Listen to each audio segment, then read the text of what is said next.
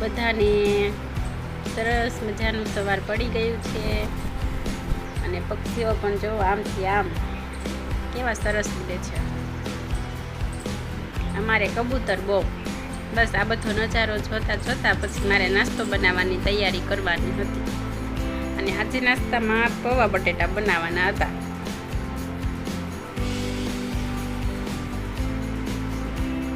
સરસ મજાના પૌવા બટેટા બનાવી નાખ્યા બધું નાખીને અને ચા. બસ પછી અમે નાસ્તો કરી લીધો અને અક્ષય તેની જોબ પર નીકળી ગયા. અને આ ભાઈ જો જાગીને.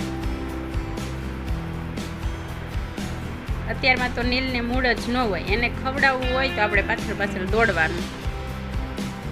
પછી તો ડબ્બાનું ઢાંકણું ઘડીક માથા ઉપર મૂક્યું અને ઘડીક વાર પગમાં માંડ ખાધું. અને પછી નીલને થોડીક વાર નીચે રમવા લઈ ગઈ. પણ અહીંયા પણ થોડી અને શાંતિ, બે દોરીથી રમતા. માંડ દોરી મુકાવી.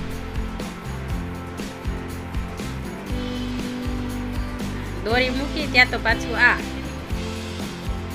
ગેટ તો બાકી જ રહી ગયો હોય તો ભાઈ તો પાછા ગેટે રમવા માંડ્યા.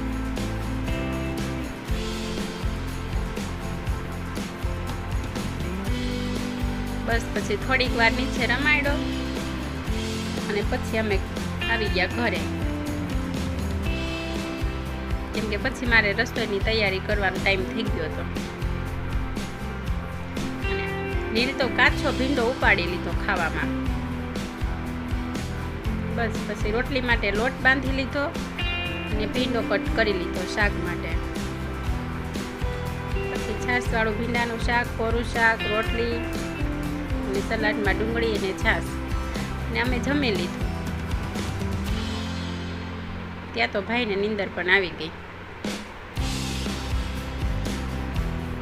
બસ પછી ઉઠીને ઠંડુ શરબત બનાવી નાખ્યું વરિયાળી નાખીને.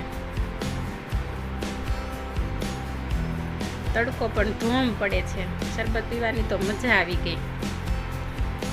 અને પછી મારે ચેવડો બનાવવાનો હતો, આ બધું તળી લીધું. મમરા, પૌવા અને ભૂંગળા અને બધું, સિંગદાણા પણ નાખી દીધા.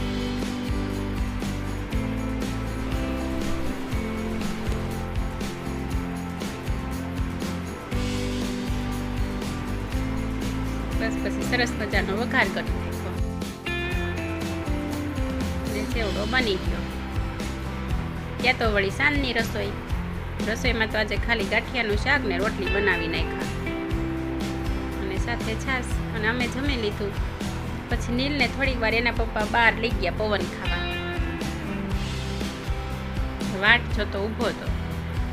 વળી પાછો ચાવીથી લીફનો દરવાજો ખોલતો અને વાહ, ખુલી પણ ગયો. એને તો મજા આવી ગઈ.